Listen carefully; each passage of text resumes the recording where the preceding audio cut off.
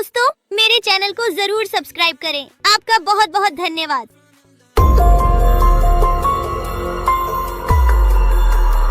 बहुत साल पहले की बात है। लक्ष्मीपुर के जंगल में एक पुरानी झील थी। वहाँ दिन में तो कोई घटना नहीं होती, पर थोड़ा सा भी अंधेरा छाते ही वह झील एक खूनी झील बन जाती। उस दौरान जो भी जानवर उस झील पर पानी पीने आ जाता, वह जिंदा वापस नहीं आता। कहाँ जाता, आज तक किसी को उसका पता नहीं चला था। यही वजह थी कि जंगल के सारे जानवरों ने, यहाँ तक कि जंगल की राजा शेर ने भी उस झील को खूनी झील घोषित कर दिया था। अब पूरे जंगल में कोई भी शाम को उस झील की तरफ जाने की हिम्मत नहीं करता था।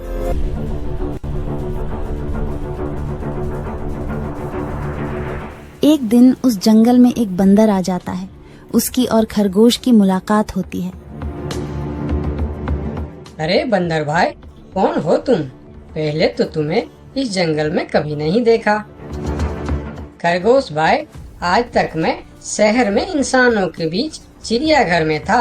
किसी तरह आजाद होकर आया हूँ। क्या इस जंगल में मेरे रहने के लिए कोई जगह है?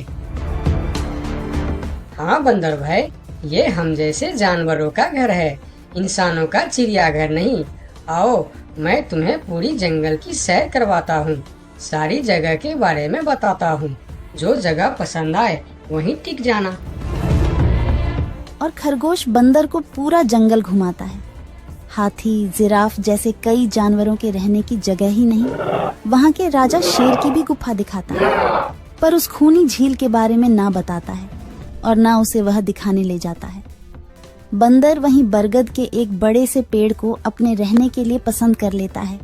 वहाँ रहते हुए अभी उसे 2 दिन ही गुजरते हैं कि तीसरे दिन शाम को घूमता हुआ वह उसी खूनी झील के पास पहुँच जाता है। अरे वाह, कितने सुंदर झील है। जी तो करता है ठंडे ठंडे पानी में कूद कर नहा लूं, लेकिन सर्दी होने का डर है। चलो, आज सिर्फ ठंडा ठंडा पानी से अपना प्यास ही बुझा लेते हैं।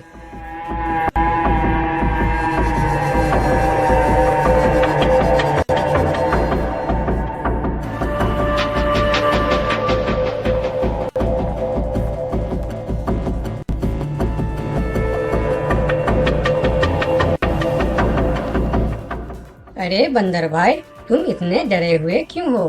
कहाँ से आ रहे हो? झील में पानी पीने गया था और जिंदा वापस आ गए। क्या मतलब? तुम्हें पता नहीं? वह इस जंगल की खूनी झील है।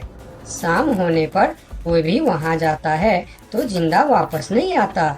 उसकी लाश का भी पता नहीं चलता कि वह कहाँ गायब हो जाती है। इसीलिए शाम होते ही कोई भी उस खूनी झील की तरफ नहीं जाता। ये हमारे राजा का आदेश भी है। कमाल है, मुझे तो पता ही नहीं। कैसे पता नहीं? तुम्हें वह खरगोश भाई ने बताया नहीं? लो, खरगोश भाई भी आ गया।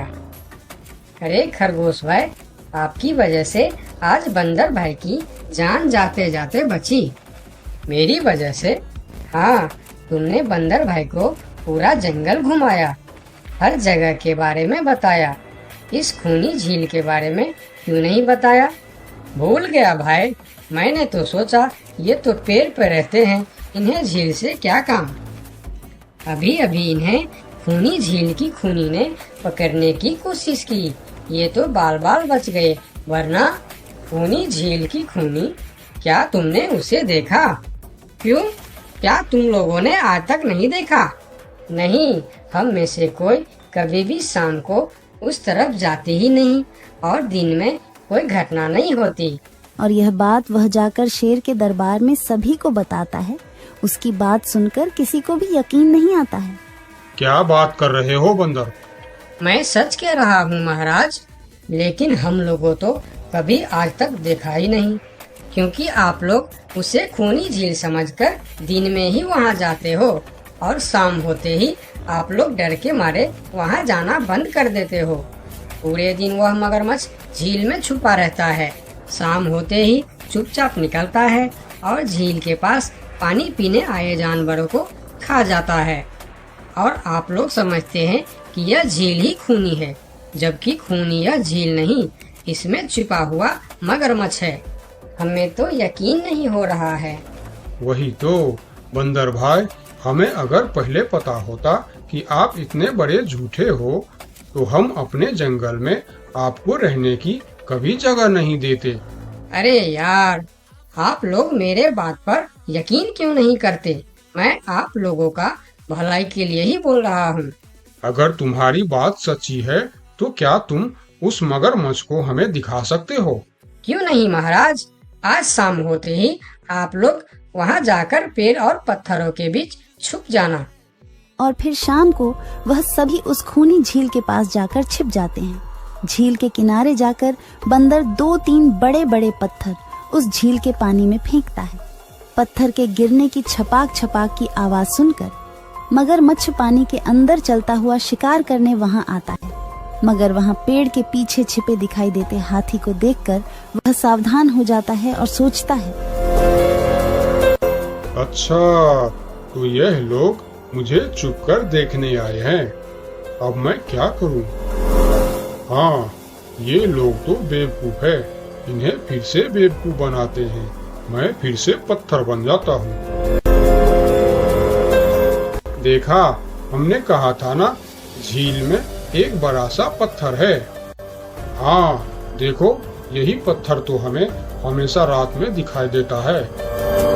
हाँ वही तो, ये पत्थर सिर्फ रात को क्यों दिखता है, दिन में क्यों नहीं दिखता, कभी सोचा है? हाँ, रात को चंद्रमा की वजह से पानी में ज्वार आता है तो वह पत्थर ऊपर हो जाता है। दिन में ज्वार नहीं आता तो पत्थर पानी में डूबा रहता है।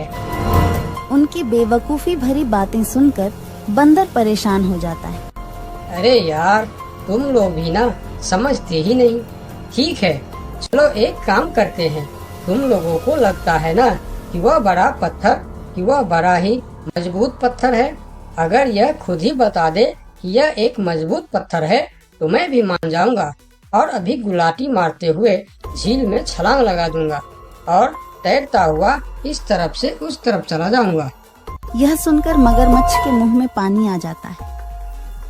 लगता है आज बंदर का नरम नरम मांस खाने का मौका मिलेगा। वैसे भी ये सारे जानवर बेवकूफ है। आज तक मुझे पत्थर ही समझते आए हैं। मैं पत्थर हूँ, मैं मजबूत पत्थर हूँ।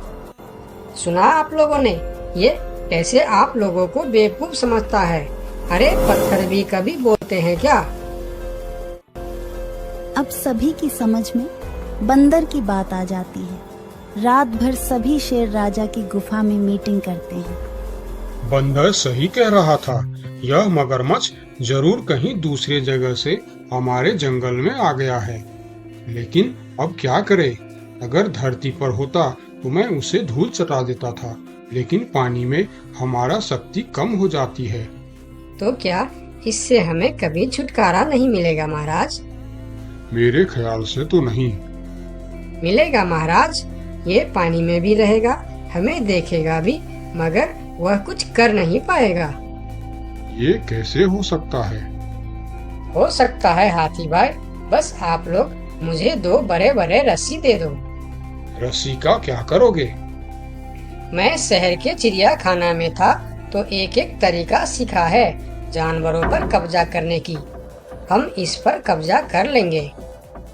और बंदर को 2 बड़ी बड़ी रस्सी लाकर दी जाती है। फिर बंदर उन सभी के साथ रस्सी लेकर उस खूनी झील पर पहुंचता है।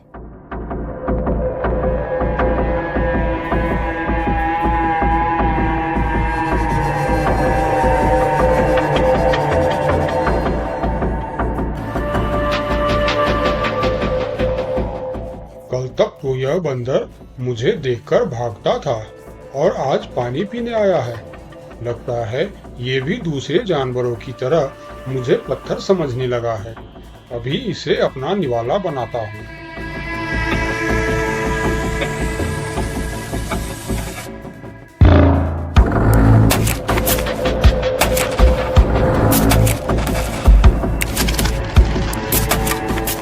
अरे ये तो भाग भी नहीं पा रहा है। अब यह जितना ज्यादा फरफराएगा उतना यह फंदा कसता जाएगा और चुपचाप रहेगा तो फंदा ढीला रहेगा। जैसे यह फिर हिलेगा फिर फंदा कसता जाएगा। अब ना यह इससे छूट सकता है और ना पानी में जा सकता है। अरे वाह, फिर तो यह हमारा कुछ भी नहीं बिगाड़ सकता। अब हम सारे जानवर इस झील में कभी भी पानी पी सकते हैं, कभी भी नहा सकते हैं। अब यह हमारा कुछ भी नहीं बिगाड़ पाएगा। अरे वाह बंदर भाई, मान गए। आपने तो हमारी समस्या ही खत्म कर दी, वरना रात भर हमें प्यास ही रहना पड़ता था कि हमें झील में पानी पीने गया और झील ने हमें खा लिया। तो आज हमें एक बात समझ में आई है कि किसी भी अफवाह के चक्कर में हमें अपनी जगह छोड़कर नहीं जाना चाहिए, बल्कि उस अफवाह का समाधान क्या है वह खोजना चाहिए, क्योंकि कोई भी जगह खूनी नहीं होती, उस जगह पर रहने वाला खूनी होता है।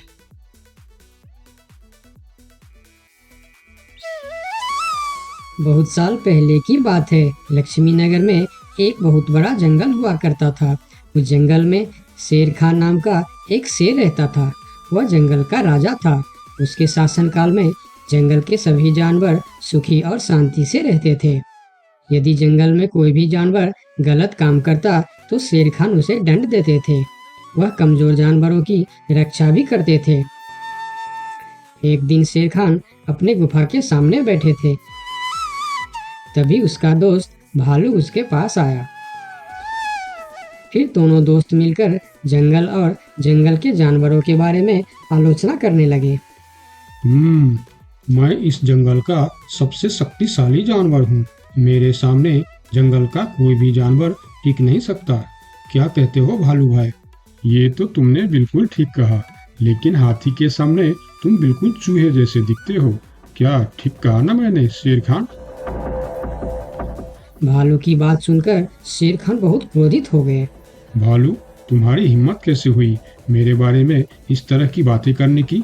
तुम्हें पता है तुम किसके सामने बात कर रहे हो? मैं इस जंगल का राजा हूँ। तुम मेरे दोस्त हो, इसीलिए तुम्हारे साथ मैं थोड़ा मजाक कर रहा था।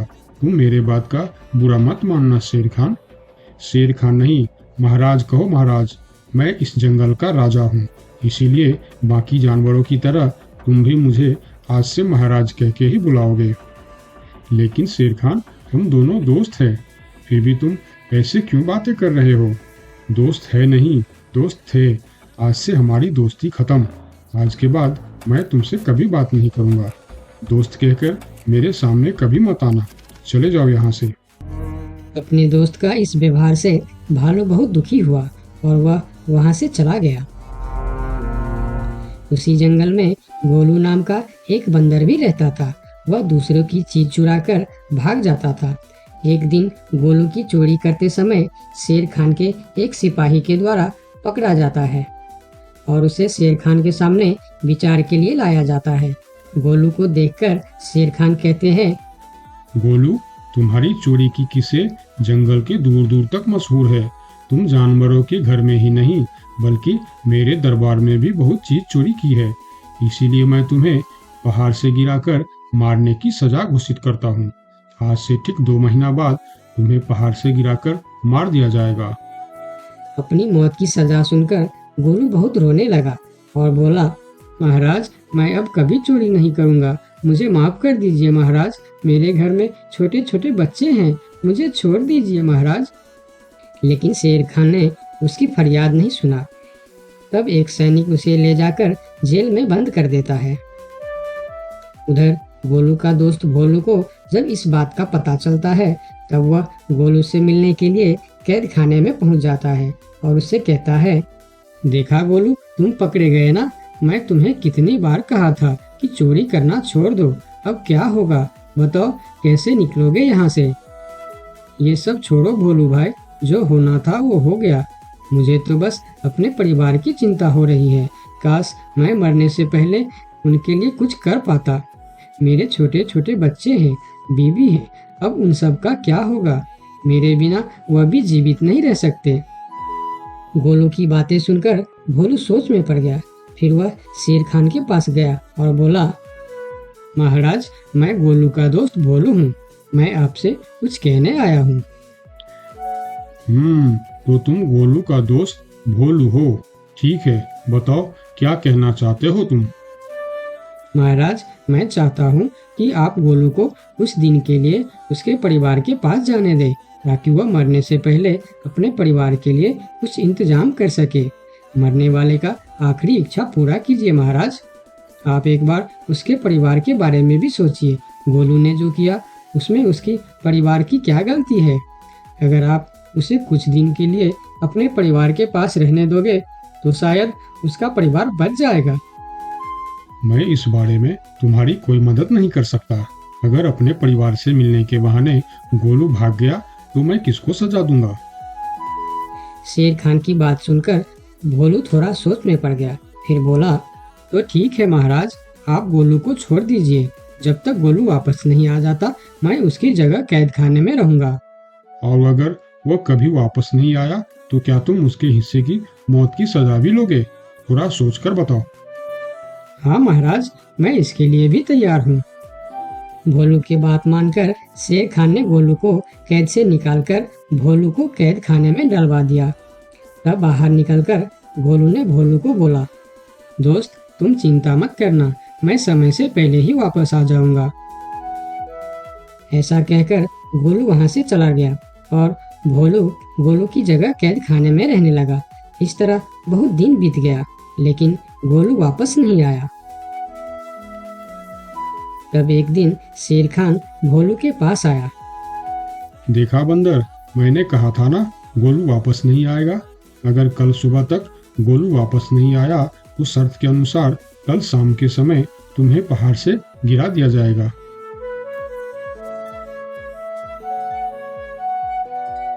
अगले दिन भी जब गोलू वापस नहीं आया तब शेर खान और उनके सैनिक भोलू को लेकर पहाड़ के किनारे पर गए।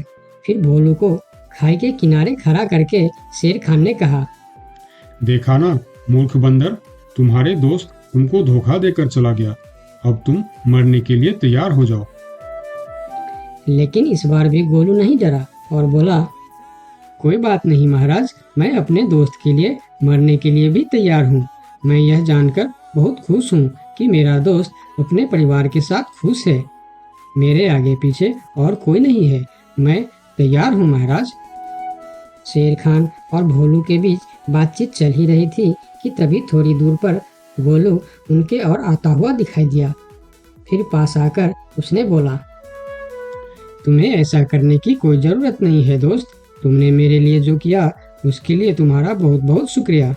अब मैं अपनी सजा पूरी करने के लिए तैयार हूँ। महाराज छोड़ दीजिए मेरे दोस्त को। गोलू, तुम्हें वापस आने की क्या जरूरत थी? मैं यह सजा ले लेता था। तुम्हारे घर में छोटे छोटे बच्चे हैं, बीवी है, उनका क्या होगा? मेरे परिवार में मेरे अलावा और कोई नहीं है, इसीलिए यदि मैं मर भी जाऊं तो मेरे लिए किसी को कोई दुख नहीं होगी। तुम यहाँ से चले जाओ। नहीं दोस्त, गलती मैंने की है, इसीलिए सजा भी मुझे ही मिलनी चाहिए। उन दोनों की दोस्ती को देखकर शेर खान सोचने लगे, ये दोनों अपने दोस्ती के खातिर एक दूसरे के लिए जान देने के लिए तैयार है, और मैं एक छोटी सी बात के लिए अपने सबसे अच्छे मित्र भालू से दोस्ती तोड़ दी। यह मैंने बहुत बड़ा गलती कर दी। मुझे इसका प्रायश्चित करना ही होगा। किसी को मरने की कोई जरूरत नहीं है। तुम दोनों की दोस्ती देखकर मैं गोलू की सजा माफ करता हूँ। और याद रखना गोलू, अगर तुमने फिर से चोरी की तो अगली बार मैं तुम्हारी सजा माफ नहीं कर पाऊंगा। नहीं नहीं महाराज, आज के बाद मैं फिर कभी ऐसा गलती नहीं करूँगा। आज से मैं ईमानदारी से मेहनत करके अपना परिवार चलाऊंगा। आपका बहुत बहुत धन्यवाद महाराज। ठीक है, अब तुम लोग यहाँ से जा सकते हो। उनके जाने के बाद शेर खान सीधा अपने दोस्त भालू के पास गया। भालू मेरा दोस्त, मैं यहाँ तुमसे माफी मांगने के लिए आया हूँ। मैंने जो उस दिन तुम्हारे साथ व्यवहार किया वह बहुत गलत था। मैं बहुत शर्मिंदा हूँ, मुझे माफ कर दो मेरे दोस्त। लेकिन महाराज, आपने तो कहा था। महाराज नहीं, शेर खान बोलो, शेर खान। आज से तुम मुझे महाराज नहीं शेर खान ही बुलाओगे, क्योंकि दोस्त एक दूसरे के नाम लेकर ही बुलाते हैं।